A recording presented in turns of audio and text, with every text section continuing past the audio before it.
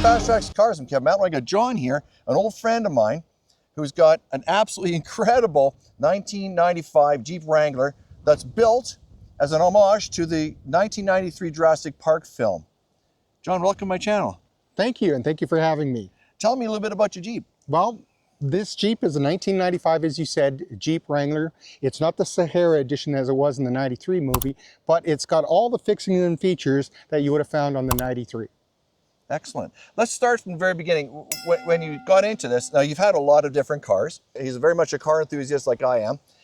What got you into doing this particular type of a vehicle now? That's a great question. You know, I always wanted to do a movie car. And when I started looking at movie cars, the DeLorean, the Ghostbusters, Ecto-1, the Batmobile, what I found is that those are quite cost prohibitive, and my significant other has to be involved as well. So when I looked at it, this was one of the more affordable builds, the faster and easier builds. Well, semi-fast, and finding the parts was a little bit more challenging. But that's what brought me down this path. And hey, I've been a fan of Jurassic Park since the movie came out. I think we all have been. Yeah, who doesn't love dinosaurs, right? Absolutely. Now, specifically this vehicle here, what is on this vehicle that makes it basically the movie vehicle? Yeah, so this is about 95% screen accurate, and there's a lot of little things that a lot of people don't know unless they're, you know, big movie buffs on, especially with Jurassic Park and this particular Jeep. So things like the fog lights down over here. These fog lights are the Sahara fog lights. They're gold. They're almost impossible to find in any kind of great condition. These just happen to be fantastic, and I refurbished them up a little bit to make them look almost new. And I got lucky. A person was parting out a car, and you'll find that as I talk about this, a lot of times it's just somebody parting out their Jeep, and I happen to be at the right place at the right time. There's other things on this Jeep, like these, and this would have only been for those people that really understand the movie. These tow hooks here, they lost the Jeep pulling it off the barge in the Jurassic Park movie when they're pulling it in Hawaii. And so I think it's the prop department, I'm not sure exactly who made it, but they fabbed these up and left them on in the movie. So you'll see them in the movie. You can't buy them, you have to fab them.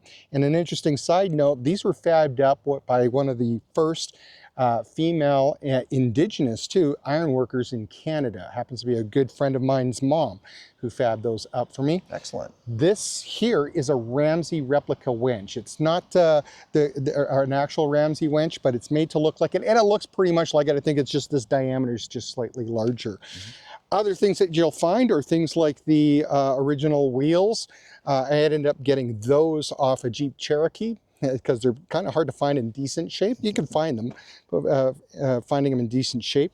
Let's talk a little bit about the paint. In the movie, a lot of times when people were building these right after seeing it in 1993, they painted them gray. If you're a movie fan at all and you know a little bit about movies, they do a lot of color grading and things. And that was the first time special effects like, you know, computer generated graphics were in there.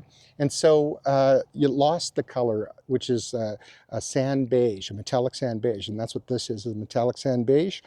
The red, I've got this as factory red.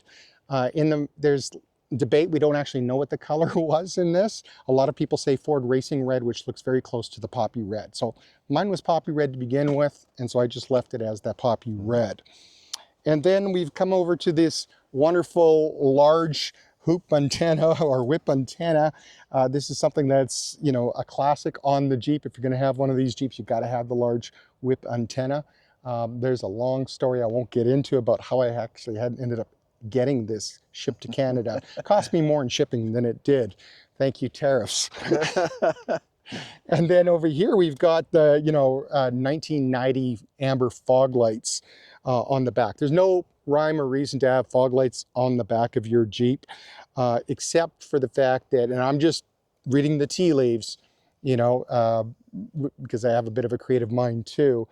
the primary color in the Jurassic Park movie was amber, you know, being with the mosquito where it's found. Yeah. And when he was having the Jeep run away from the camera or move away from the camera, he didn't have the red operating lights on. He only had the amber again, so that you saw that color amber. That's my guess. It was just an artistic flair. Thinking about how Spielberg would be. Other things on this Jeep is I've got the tan in exterior. I painted that myself to get it in there. The half doors, I've got full doors as well. The only thing that's different here is I don't have my pockets. I'm working on that with my friend. We're actually going to make replicas of that pocket, but I do have the Jeep Sahara seats. And those are also hard to find, but I was very fortunate to stumble upon a person that was actually parting out their Jeep.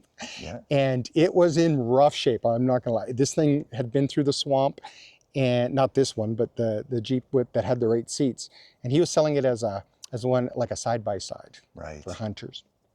And so what I did there is I said, well, you know what would go well with that is vinyl seats. Because if I'm running a side-by-side or I'm hunting, I don't want cloth seats. No. So we ended up swapping these cloth seats for what came with this Jeep, which was the vinyl seats. And they were in great shape. This was not. I had lucked out and found a rear seat that became a donor and had it reupholstered in the spots that were worn. All the lights and everything work in this. This is why I liked this particular Jeep. Other things about this Jeep, this isn't screen accurate. It was a one-piece tube. I elected not to do the one-piece tube because I ended up finding this just in a small town outside of Calgary, and happened to have a friend driving by.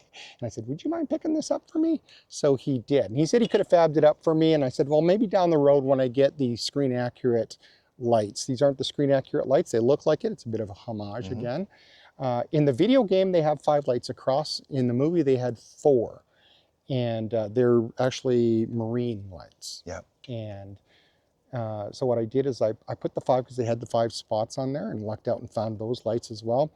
3D printed some of the parts that you see on there. And I figured this is kind of like a mix of the two, because this is Jeep 77. And these are painted, not deckled.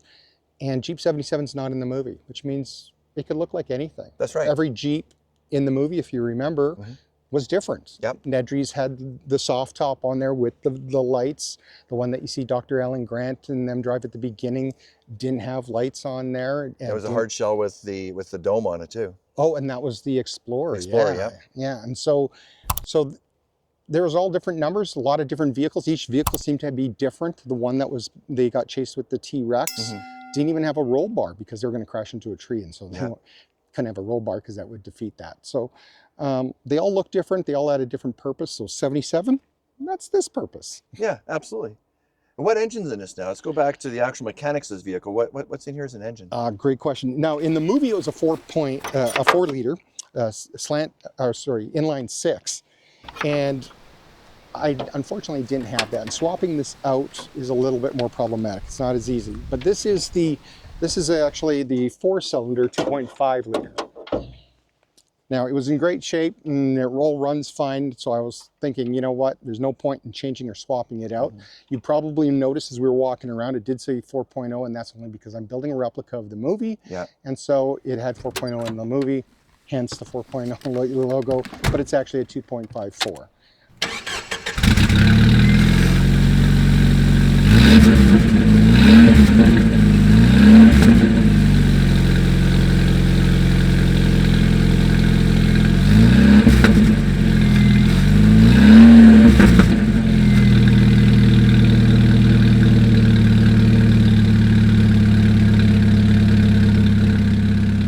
It's economical and it does the job. I mean, I'm not pulling heavy trail or anything with this kind of vehicle. So it's a show car. It's a show car, and so it doesn't have to have all the huge power. It doesn't have to have the huge power. The engine was pretty clean to begin with, but I did put some nice little touches in the engine bay. So I do have a placard that makes it look like it came right from the movie, as well as engine. Excellent. And that's good. Into more mechanics, the suspension on here, is it just stock suspension that came with the vehicle? Absolutely. You'll see a lot of different types of builds out there where they'll put in lift kits and things like that. And sometimes, you know, they look nice. It was stock in the movie, and so I wanted to you know, be as close to the movie as possible. So it is stock. The tires, these are the closest thing. They're discontinued, the ones that were in the movie. These are the closest thing to the all-terrain TAs that you can get. So these are K2s, and we seem to be doing the trick. Excellent. And if you keep everything as close to stock as possible, if you do need to do service or maintenance, parts are available. Parts are a dime a dozen on these things. You could always find them, you know, between somebody parting it out, you know, a wrecker.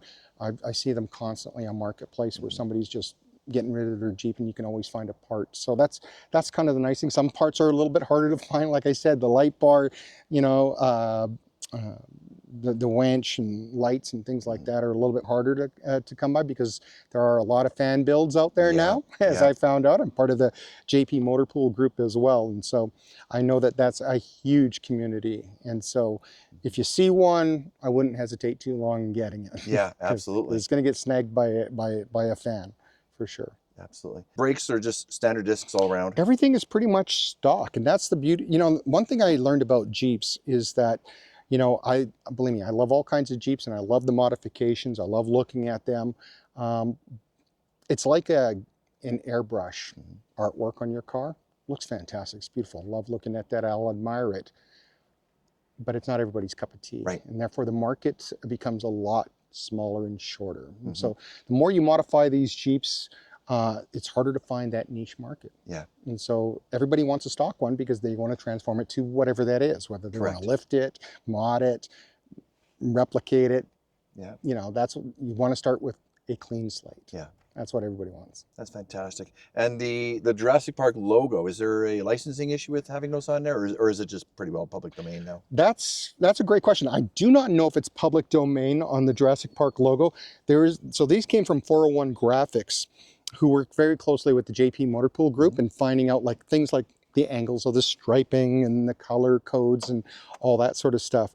And so, I mean, it does say trademark right there.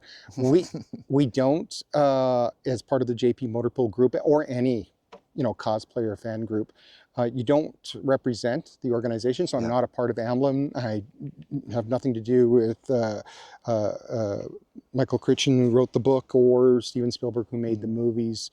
I'm not affiliated with Jurassic Park in the least, and don't, you know, come off that way or try to present. We are a fan, just like you see cosplay if you go to like a cosplay.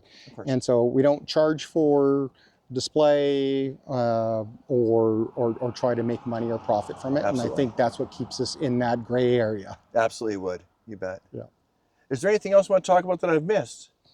You know, there's a couple things. I mean, I have the stock radio that I have not put in. And there's some controversy around what that stock radio would have looked like, because in the Saharas, they were cassettes. But what happens is there's a lot of misunderstandings because they had these in Universal Studios. There's replicas, and some people will say that was from the movie. So the one that was at Universal Studios did not have a cassette. And so everybody claims that it's the non-cassette radio is the Jurassic Park radio. Right. We don't get to see it in the movie. So I bought that one, but then I did some further research, and Saharas all came with cassettes. Absolutely. So I was like, okay. You know what? In a film, they can do anything they want. They put plates over, they put, you know, anything over top it to hide wherever they want. They can put a screen over top it that, you know, that doesn't even, it's not actually functional, but they can put a screen over it. Looks like it's going to function. It could be a touch screen that doesn't work. Yeah. I mean, it's Hollywood. It's Hollywood, and they can, exactly. They can do what they want. And the ones in display could be anything they want as well. Absolutely. Because I've noticed that they weren't exactly screen accurate. So this would have been sand beige. This was the poppy red to begin with. So I do have the red windshield or the windscreen in the inside. And if you watch the first movie, it is sand beige. If you watch Jurassic World, you'll notice it's the red. Red, absolutely. Which means that those aren't the same Jeeps from both movies. They look the same, same numbers, supposed to be the same, but even they don't have continuity. So I didn't need to be focused too heavily on that. And we never did see the CB. So I just put in something that would have been time relevant for 1990 and seems to do the trick. What you're gonna see also, you're talking about a CB, as I walk around and get more shots here, you're gonna see a lot of things, a lot of props that he's got that are incredible props from the movie that I didn't even know he had them. So I'm seeing these and like, wow, these look incredible. I spared some expense. That's fantastic. Absolutely. Yeah, we try to replicate some of the things to give an experience to people that come to view it. When I go to car shows, I think about the times when I went to car shows. I absolutely love car shows. Can't get enough of them. Yeah. But I am a car fanatic as well. But, when you're 5, you really aren't. I mean, it's the odd kid that is. So having something like this, who doesn't love dinosaurs? Jurassic Park is huge. They even got a cartoon for the little kids. And so by putting the props out, I kind of speak to the kids of all ages, the ones who've seen the movie. And so it gives them something. And I have little dinosaurs and puppets that they can, I didn't bring them with me, but they can touch and interact with. And what happens is the kids get excited. And then now we've got a future car enthusiast. 100%. 100%. I know I've seen John. I've known John for probably, oh gosh, 15 or 20 years, something like that. Decade or two for sure. It's been incredible. And again, we've both spoken about cars many, many years, about the different cars we've had. But when I saw you at the car show, I walked up and I didn't recognize you first. I'm like, this is a great Jeep for my channel. And it ends up it's John. It's like, so we didn't recognize each other. It's amazing. Well, I've looked a lot different than he looks now. But the car draws a lot of attention. I've seen that at a couple of car shows now. There's always kids around. There's always people asking questions. Little dinosaur kids can sit on. Sit on the dinosaur. I've got a puppet to interact with them. The props. My display, actually, I have to carry a separate little tiny rear trailer now for all my props. But I try to create that experience where you're kind of like in the movie, or you can recall those fans that know the movie very well will be like, oh, there's the sign, there's the Raptor Claw that Alan Grant had, there's the Barbasol can. So there's little kind of Easter eggs all throughout this display. You need to be approachable at the when you're talking about automotive enthusiasts. And bringing the new groups in, you want people to feel welcome. You want them to be part of that team, part of that family. And that's the way to do it, is to share your knowledge, pass it down, and get people excited. That's excellent. John, thank you so much for being on my channel. I do appreciate your valuable time. I appreciate you having me. Thank you so much. If you're an automotive enthusiast like we are, like, comment, subscribe, and don't forget to turn on the notification bell so you're alerted when new videos go live. We post videos weekly, and this is completely free.